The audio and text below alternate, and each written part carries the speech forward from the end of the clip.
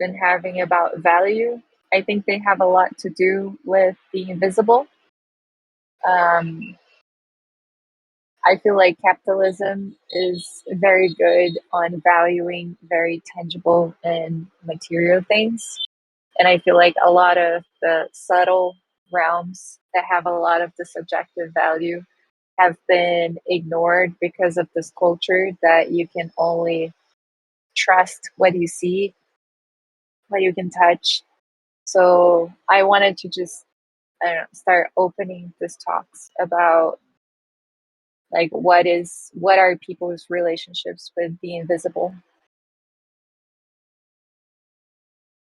I think this is maybe an overreach for my part, but I feel like you have a very deep sort of spiritual connect. Not spiritual, but you have a maybe it's spiritual, but you have like a sort of a deep connection with the invisible in the sense of the way you move and the way like it feels like there is a connection with something else that is not tangible. Or at least I'm not seeing on your videos, that I'm not like it's more of a something that it's within you or around you or that you are perceiving. So I feel like this. That's why I wanted to ask you about the context, because I feel like it's sort of it speaks like that will be a question I will see you answering. If that makes any sense. Oh, thanks for saying that. That's sweet. Yeah, but Yeah, I would like to hear you guys answering.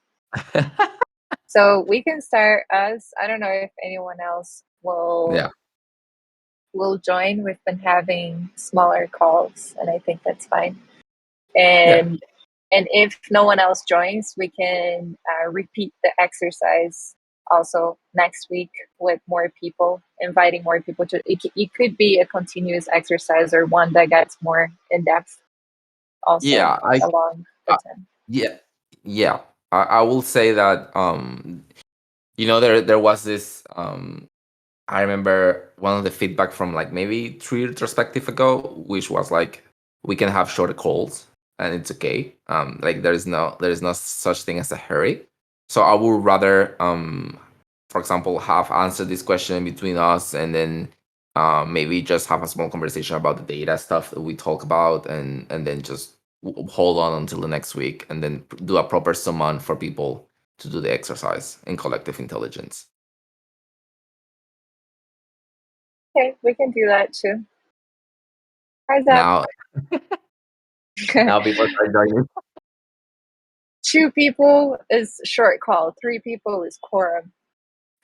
Four. Oh yeah. All right. Okay. Shall we So start with the question? yeah, so yeah, let's just start with this question. We can take like a minute or so um to answer, and just for you, Zap, that you just joined, the question today is, what is your relationship with the invisible? So just in general, like maybe it's good to contextualize like I just did, but I think in a capitalist system is very easy to identify. Like capitalism is very good to value very tangible things, material things, things we can touch. And hi, Chewy. Um, Hi, Libby. so how can I'm just explaining the intro question. What is your relationship with the invisible? So I think capitalism is very good with um, valuing tangible and material things, and as we're talking about value and how to perceive other types of value and bring the subjectivity in, how can we expand our view for not only trusting, like maybe we have this belief from the system, that we can only trust what we can see, what we can touch. So I just wanted to hear from everyone, what is your relationship with the invisible? Maybe I can start to shape it a little bit, but of course anyone can go as wild as you want.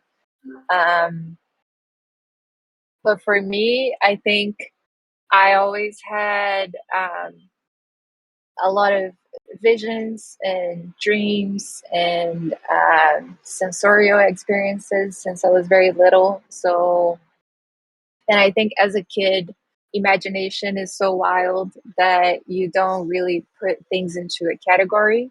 Like, that's just how you're experiencing the world. And there is a magical and fantastical world that is just part of your day by day. And until you grow older, that you start to understand, like, oh, maybe, I don't know, maybe it's not everyone that sees things the way I see. And of course, we all see things in a different way, and that's the subjectivity I'm talking about too. So yeah, so for me, I started to look into spiritual, um, different types of spirituality, of religious practices and non-religious practices, and just trying to investigate what is there, what are the things I feel and I can't touch, what are the things I see and I can't describe. And I think art has that within itself too. Art is a form of ritual, and I feel like every person that approaches art has that instinctively of, like, wanting to be a part of a ritual, wanting to get in contact with some type of divinity, even in the most profane form of it. Um, so yeah, and I don't know, very very abstract, but that's what I have today. And I'll pass to you, Benz. Thanks. Yeah, this is something that I've been like, I think this is kind of the same thing that I've kind of been exploring lately, through like reading. Has anyone read Master and His Emissary, like the Ian McGilchrist book on basically like left brain, right brain divide and like societal impact? Basically his idea is like, we have like a conception of the right brain and left brain as like left is very analytical and right is like the more like subconscious stuff. And his kind of thesis is that the right brain is like in the background doing stuff, a lot of the subconscious stuff, like all the bodily cognition we're doing and things like that. And then the left brain is like taking that and creating a representation so that it can manipulate it and do like analytical stuff with it. But we've become so like culturally in favor of that direction of like, because how we articulate things is like that representation. It's like a static image that can be described in language, that we miss so much of the subconscious. And that's kind of like where religion and art has some utility, is like, or like we put religion and art in these kind of unreasonable categories, but really like they're this deeper way of knowing that we don't quite have language for yet. So like by doing those things, we're like kind of reaching into this space that is hard to articulate, but like that's how we communicate it, is like through art and things like this. So that's like way overly analytical and probably too left brain. But it's something that's really interesting to me, is like, how can we as a group kind of bring back that right brain, subconscious, like different ways of knowing rather than just explicit language and like being able to articulate in language.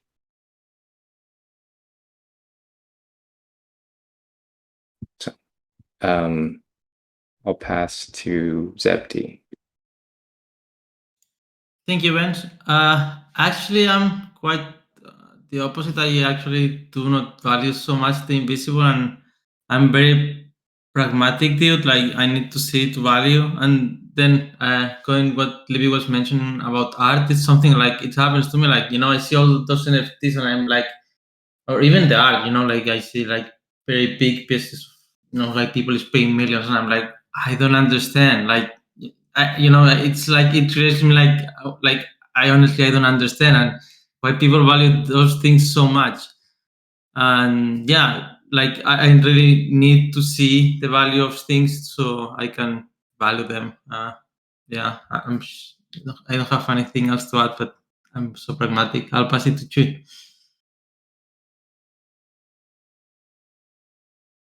Thank you, Septi. Oh boy! At the beginning, when you started saying that, because I was very touched by what Ben's mentioned, and then you started talking about that, and I was like, "Oh my God, Septi! Like, how could you say something like that?" And then I was like, "No, like it actually makes a lot of sense." Like for me personally, I've always lived with that constant struggle of different forms of value that exist and have been able to survive in a system that constantly reminds us that if it's not translated into economic value, it just doesn't have any value at all. So this is why your comment started making so much sense to me, Septi, because I do reject like this like reality where like, oh, expensive art, yeah, whatever, like this is the only art that gets validated. And I've always like lived in a way where I feel very related to when these invisible forms of value are shared, like knowledge or just like sense of belonging anywhere. So these past few months, just like what I've been getting back from understanding like where the TEC is and what we actually mean, it's just like always and probably more people can feel related to this, but when you take two steps back and remember like the TEC and how far we've come and the so many things that we've tried already, it's already like so different to what our environments constantly like to where our environments constantly try to push us. So I don't think I have an answer to when it comes to like translating other forms of value, but what I can say is that I've always felt very, very connected to sharing it, to just like the joy of we did something super fun and it's just like you cannot translate it to money. It's like one of those jokes that you are in the situation and then you tell it after, but it's not that funny. I feel that people should be like more inspired constantly to participate in these kinds of just like momentary magic. Definitely a big believer in that. I'll pass it to Edu. Thank you, Shui. Welcome, Juanca. The question is about what is your relationship with the invisible. So in my case, it's quite a complex question. When I was around 6, 7 years old, my parents live in a country house that is surrounded by nothing, and I was on the guest room one day, and that room has a window that goes into a field. And I remember vividly, and I have verbalized this very few times in public. And I remember being in that room and watching. It was around probably 10, 9 p.m.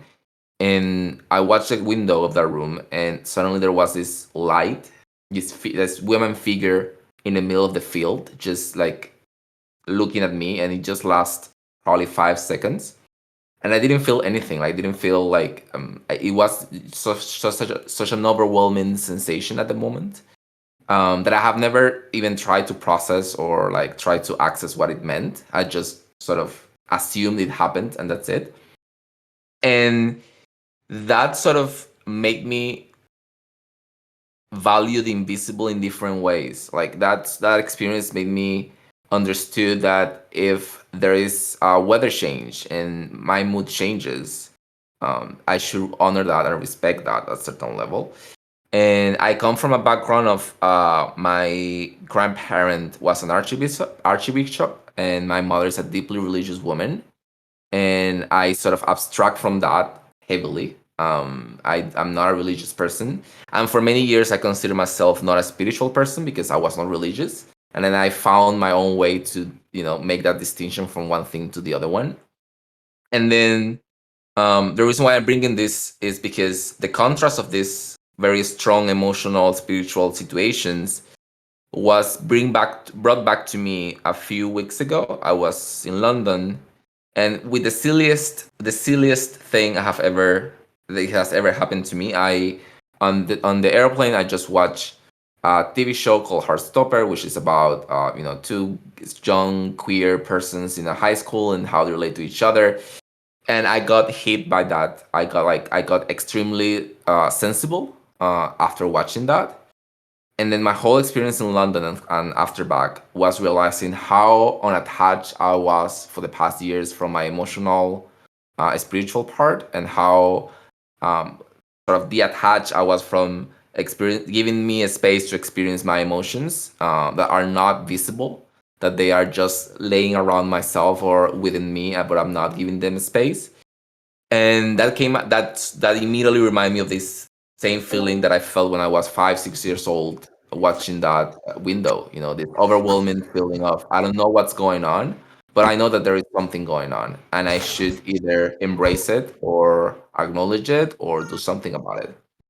Nate, your mic, welcome. Your mic is on, and Sorry. no worries. So yeah, so I feel like my relation with the invisible it's a self-discovery process. That's how I describe it. It's a process of self-discovering, understanding where my ground or lack of ground about it is, and it's quite a journey. With that being said, I pass it on to Juanca. Great question. Yeah, I think that we only can perceive with our senses a small portion of reality. So I think that um, there is a lot of energy in the invisible that we can maybe not perceive so easily with our senses, but that it's there. For example, we cannot see the Wi-Fi waves, but they are all over us and they are transmitting a whole bunch of information. So I think that if we want to see everything with our senses, we like take away a big portion of reality, because there are a lot of things that we cannot perceive, and it doesn't mean that they are not there. So I give a lot of value to the invisible, to like energies, intentions. I was even thinking the other day, why does someone, when you're looking at them, they feel that you're looking at them and they like look at you? And why do we feel that other person is looking at us?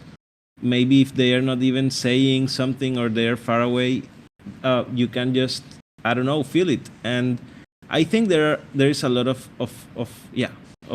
of value in what's invisible, and I tend to open myself to that. And I'll pass it to Nate. Thanks. Yeah, so in my relationship to the invisible, I will say that I don't really like things that are invisible. The things that are invisible, I would like to make visible. And if they don't impact me, I usually just keep moving forward. So, without acknowledging their existence. But yeah, so that's to sum it up. I'm sorry I can't give you any more detailed response than that. And I'm not sure who hasn't gone yet. No worries. Thank you.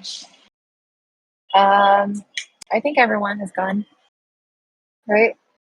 Thank you for the responses. That was fun to know a little bit more about you on that. And I'll pass to you, Edu, for the exercise. Hi, All Durgadas. right.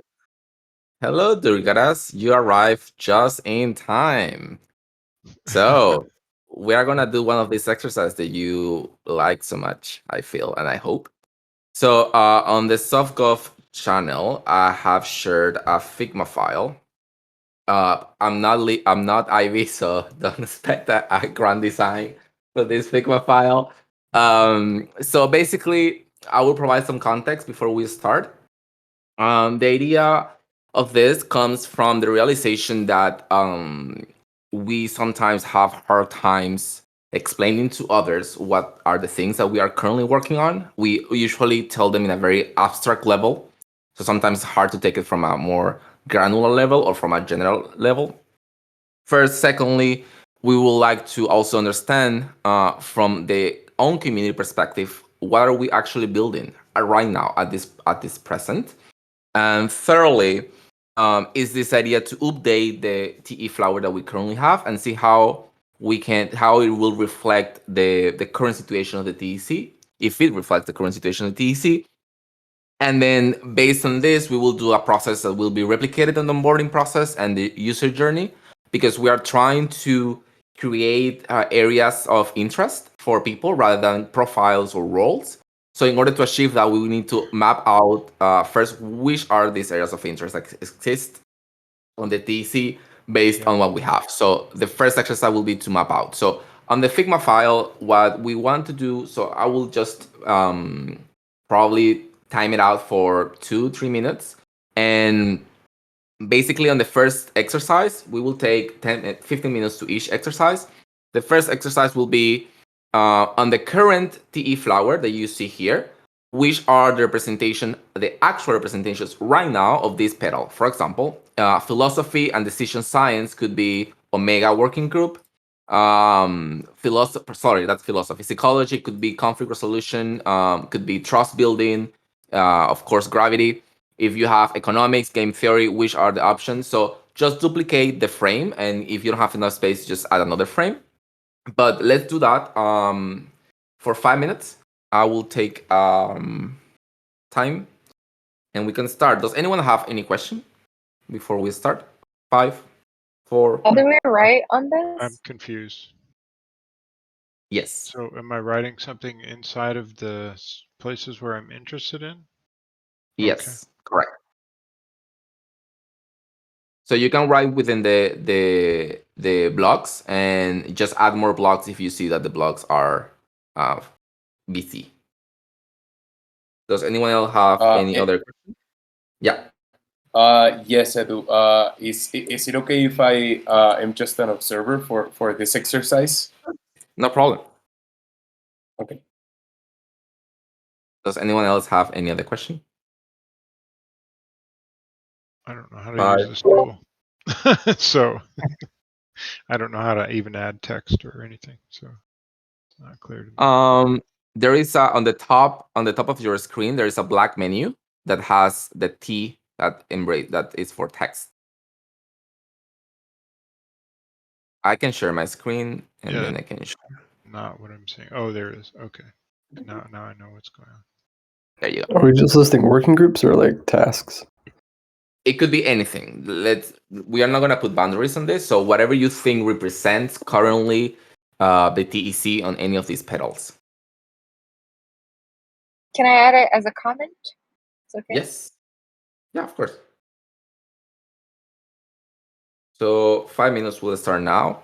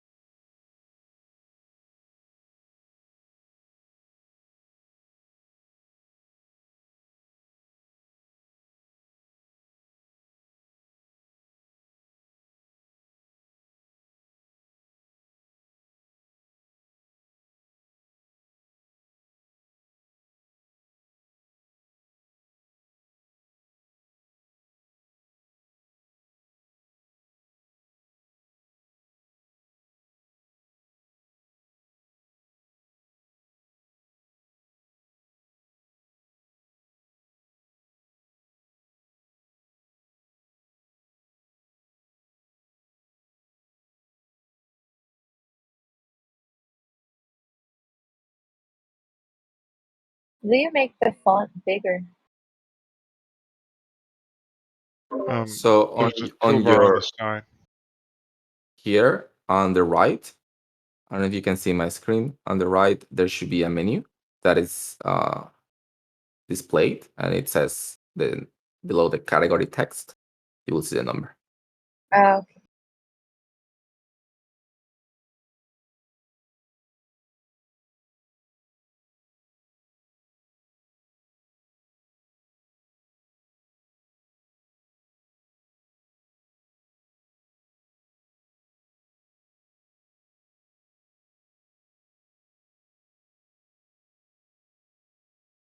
I think there's also like a line where it's bonding curve created by the TC. I mean, I don't think so. Like it's created by Simon de la Robier and then implemented by the Common Swap. And So the idea is to represent current work streams or current projects or current examples of these pedals in the TEC. It doesn't mean that we have created them or own them. okay, cool.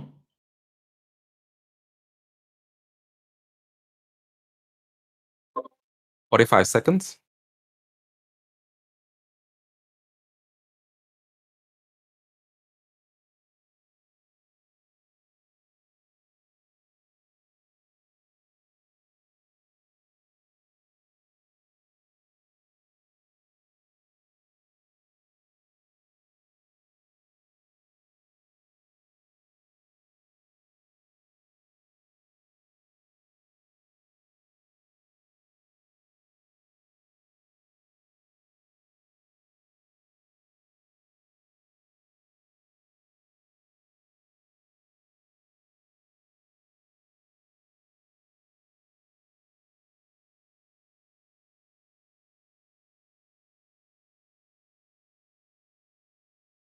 Does anyone needs more time? 5, 4. Yes. Okay, let's try 1 more minute.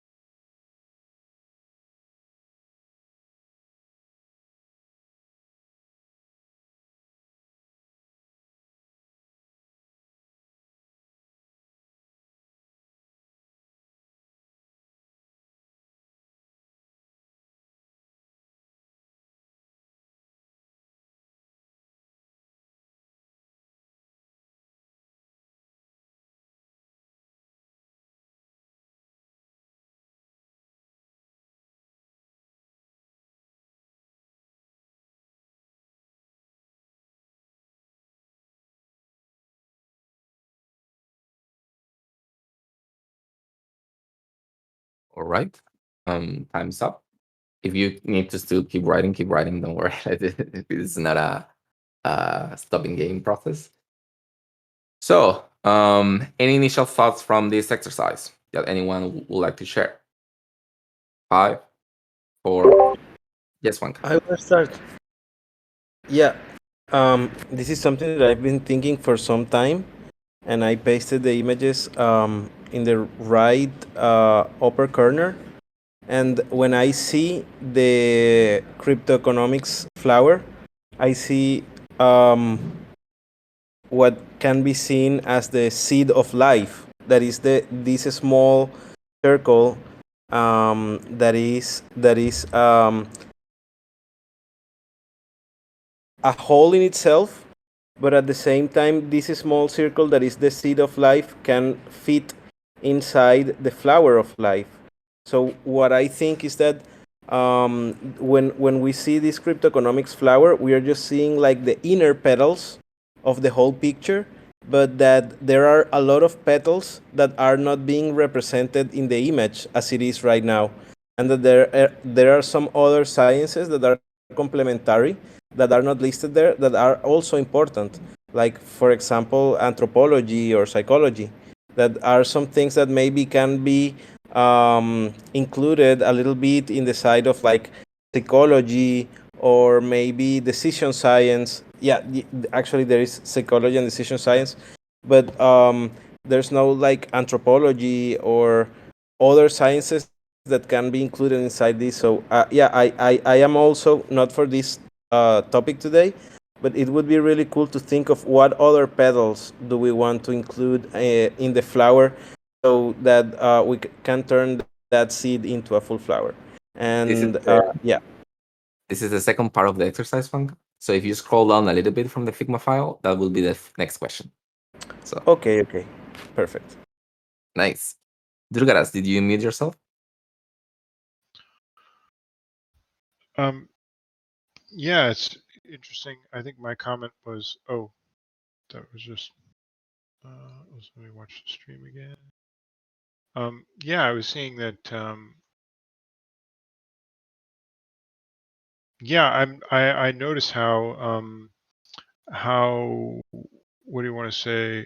Like, it seems to me that things like psychology and decision science should be fundamental to all groups. Do you know what I mean? Like, there should be some fundamental competency in that because we're dealing with humans. And so same thing with like, philosophy, law, and ethics, right? So there's just a certain amount of that, which, I feel like, so I'm just observing that oftentimes when we deal with a working group, it's like I notice how people put reward systems under AI optimization and control theory, but I would think that psychology and decision science would be a massive input into the reward system, for example, right?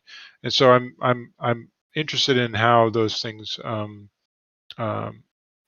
like how a given working group would. Um, what are the different petals in which like reward system, for example, would connect, right? So this is an interesting exercise, but I'm also just wondering, as a kind of like a poll, in how many different petals of this flower is a given working group, dealing with. I think would be an interesting question. So that's all I really had to say about it.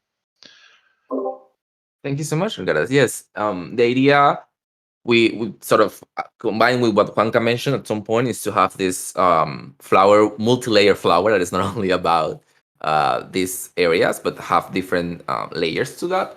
And one of the things that you mentioned is also to surface a little bit of this, not conflicts, but maybe opportunities of where we see currently the TC and how the things could be improved on. More than psychology or any other science, is the cross coordination between working groups is something that we can see how it overlaps or not here. Does anyone else have any other comment on this exercise before we continue? 5, 4, yes, one. Yeah. Please ahead. go, Livia. Thank you. I was thinking how we could refine a lot these examples, and I felt a little difficulty to. It wasn't so easy to think of very like specific examples for each thing, and I feel like maybe that's what we're missing in the TC. Instead of having very general pockets of areas of information, having like for example, the Consilience library is something very specific and tangible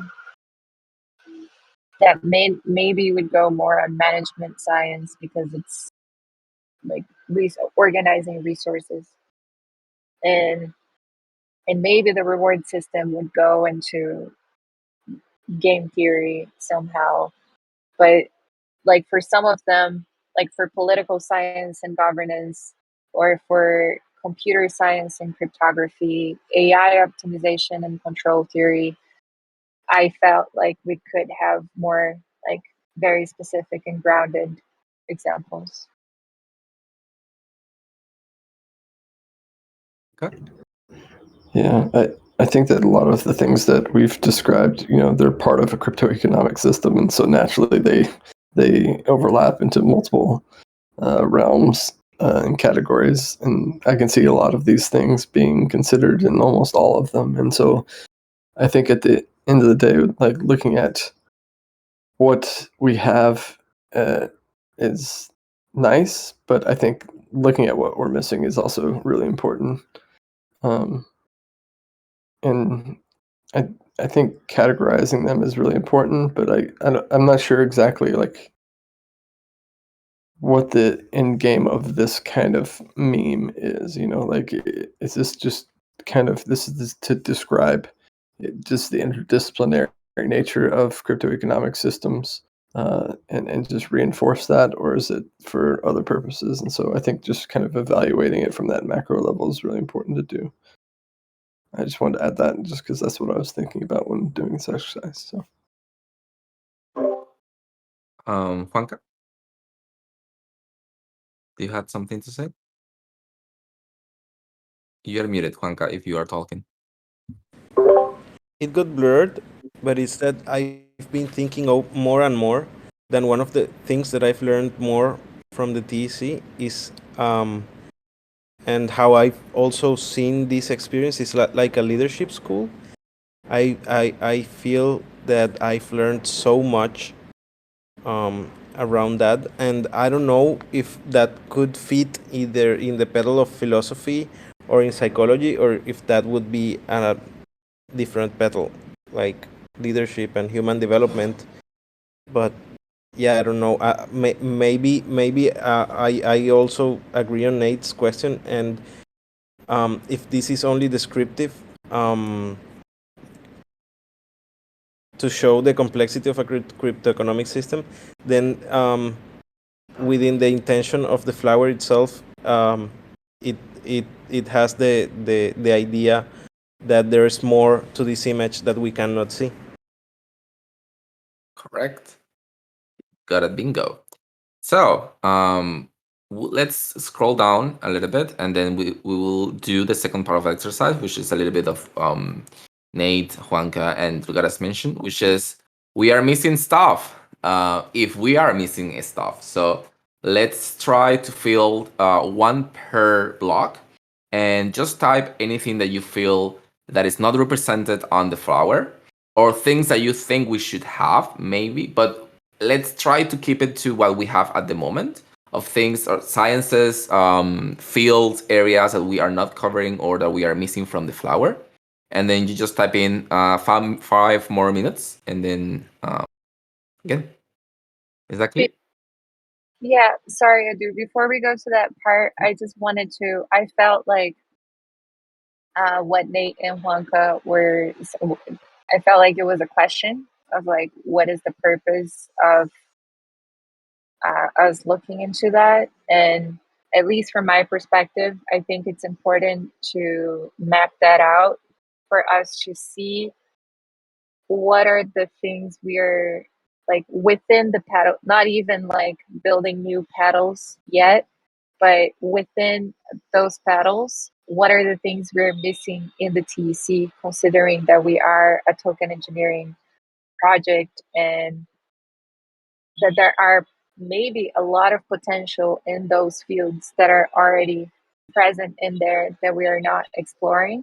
And then mapping out would give us some type of awareness of like, what could we be exploring more?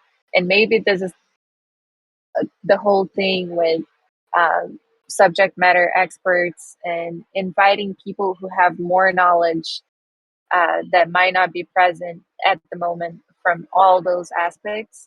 Like, hey, what could we do? Like, have a very directed feedback. You know, how can we? How do I say? How can we refine our questions or advice process to people who are very active in those fields if they're not present here? Did that answer your question, Nate or Juanca? Yeah. yeah, sure. Thanks. All right, thank you, Livy. I'm awful explaining myself. So then let's jump into the second part of the exercise, I will start the countdown to 5 minutes.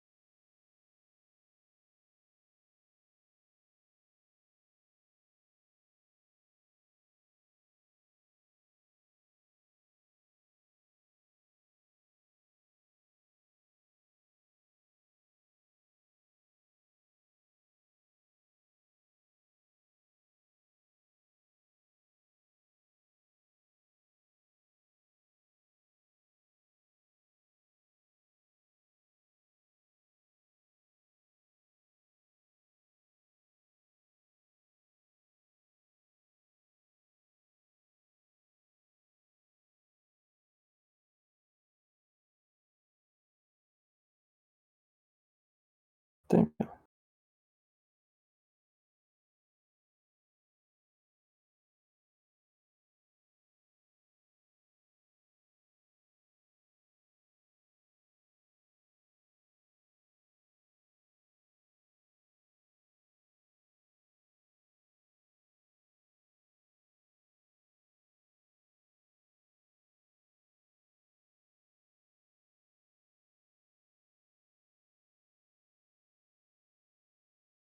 Does anyone needs more time?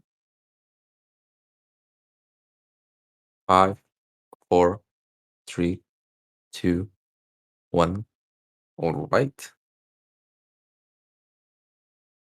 Um, anyone want to comment on what they wrote?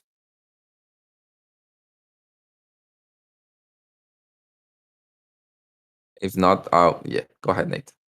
Yeah, so the one that I feel strongly about is the memetics. I think that we've entered this age of memifying messaging and communications, and so I think that's a really huge part of a crypto economic system because, well, I mean, you have this kind of decentralized architecture that allows for many people to participate, and as you scale, memetics become a really important form of communication that we take for granted as just being silly JPEGs, but that they do convey a lot of information, and I think that's really a really important characteristic of modern culture and technology. So, yeah, I think that's really important. That's all I want to say. Thank you, Nate. Does anyone else have any other comment regarding what they wrote? Yeah, I wrote climate change. I think it's really important that all of the activities that we do are also taking into account that collective affectation that we have from climate change. And I also wrote history and art. I wrote history because I also think that history is something transversal to anything that we do, and that if we don't know history, we may repeat it. So it's very important to know about the compared story of other people in the past so that we can know that we are maybe not the first ones with some ideas and that we can learn from them. And I also wrote human development and leadership and art. I don't know why art is such a big thing for humans, like not saying one specific art but any type of art. That creativity is something that when you know how to be an artist and to be creative with some art, then you can be creative in other environments of your life. So it would be good to foster the creativity of people with art, and that they can then reflect that art into their crypto economic systems. All right. Before passing on, and the last minutes that we have, there are some stars below the question that I'm copy and pasting at the moment. Can you pick which of these ones that we just wrote are for you the most important or the most relevant? And yeah, 1 minute to do.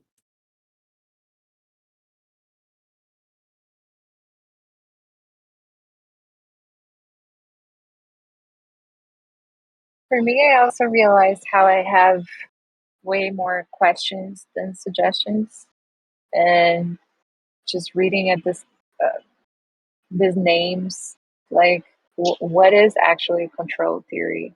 Do I know about it? Where do I learn about it? What is the computer science glossary for token engineering? What are the terms everyone should know? How do we make sure we're speaking a similar language? And I think Control science sounds scary.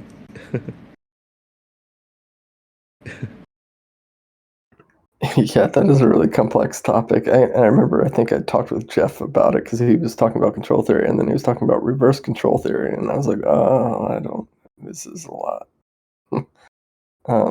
And so there are a lot of concepts like that, yeah, I agree. We need to refine a glossary for that type of thing.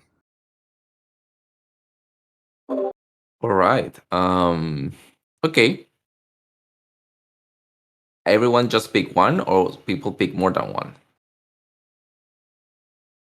I picked 3. You didn't put a limit. All right. Let's roll with that. So with that being said, we will sleep on this. Ideally, what we would do is to Try to see if from any of the things there's any representation in the TEC on any of these areas, if any, and then we will come up with a follow-up exercise for this. But so far, this is to the point where I wanted to take it. It was an awareness exercise that I want to evolve. So I needed this input of data first. Does anyone else have something else to comment? Yeah, I do. Sorry. Out of all of these, I do think identity and demography are topics that we do not do well within the TEC, and I think they do have really huge impact on crypto economic systems, because if you were to just say, okay, this is a crypto economic systems made for a specific type of community, those characteristics could fall along the lines of identity and demographics, and I think that is a really important consideration to keep in mind. But yeah, so I just wanted to add that.